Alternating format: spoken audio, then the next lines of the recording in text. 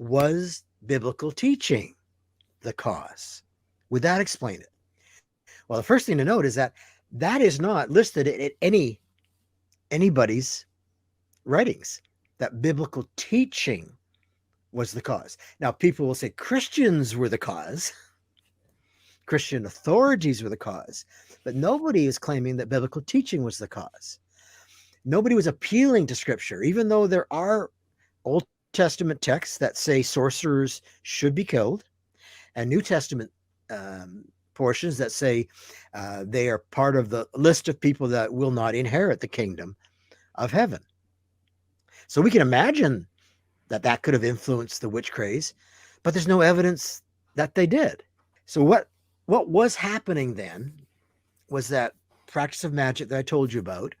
And then what I think is this: poor application of the Bible's teaching on the imago Dei, that is the image of God in each person, poor application of the Bible's teachings on loving your neighbor and loving your enemies, poor application of the Bible's teachings on the fallenness of all human beings and our propensity to lie and covet and steal, do what's best for ourselves even when it hurts others, poor understanding of the process of testimony and even discerning whether people are telling the truth or versus lies, poor recognition of other factors that may have contributed to people telling lies and accusing others falsely, wild accusations by children being too readily accepted by adults, treating people as outsiders too much, jurors related to the accusers, Christians following just their sinful natures, and the cultural teaching of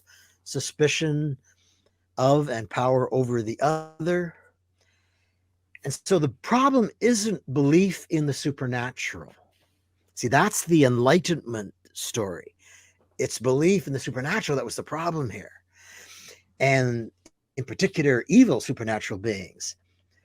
The problem is in the reasoning and the paranoia that led to the hysteria, false accusations, and then the abandonment of love, charity, grace, careful reasoning, and careful checks and balances in the trial procedure. So we could sum it up by saying the problem wasn't the application of Christianity in producing a lot of witch killings. The problem was in the lack of application of the teachings of Christ, which allowed Correct. the witch persecutions to flourish and proliferate.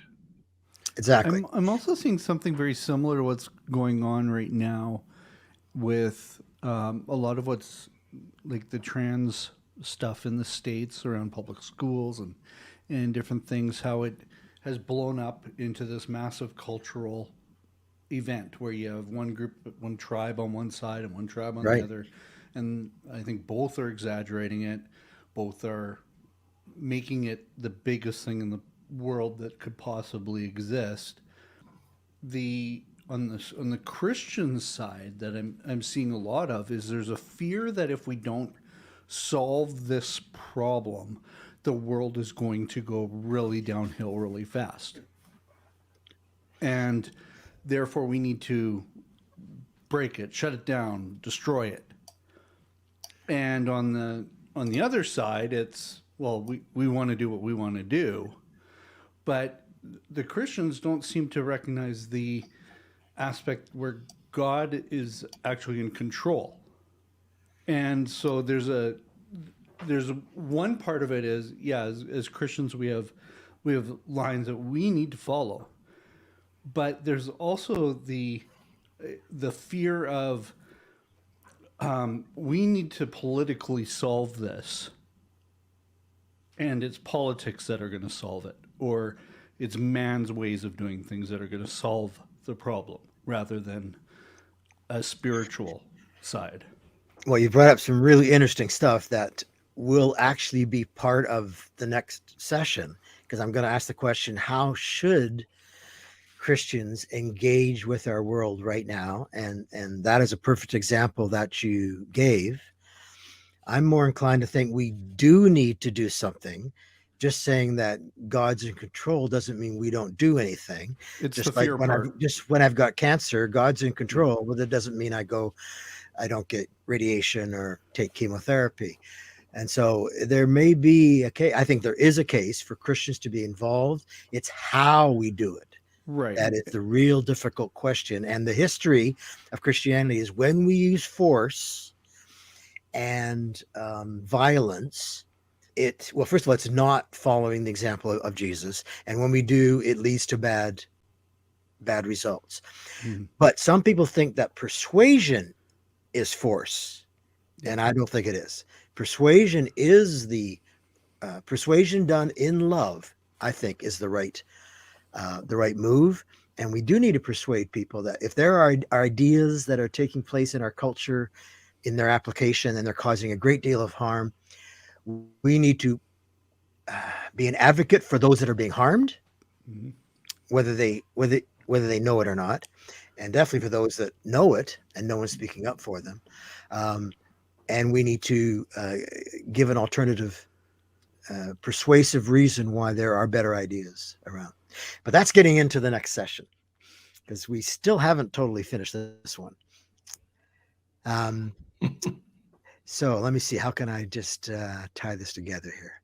So I think, Kirk, I think you already mentioned that if, in fact, some of these Christian principles had been applied properly, they would have prevented the witch executions, like a careful reasoning process designed to get at the truth of the matter, which is what the Inquisitors were doing a little bit more than the Protestants were, and a process that also protects the human rights of both the accused and the accuser, acknowledges the image of God in everybody, plus the human fallenness of everybody, and innocent till proven guilty. If those things had been applied, and those all have biblical basis, then maybe there would never have been a witch craze, but there was, unfortunately.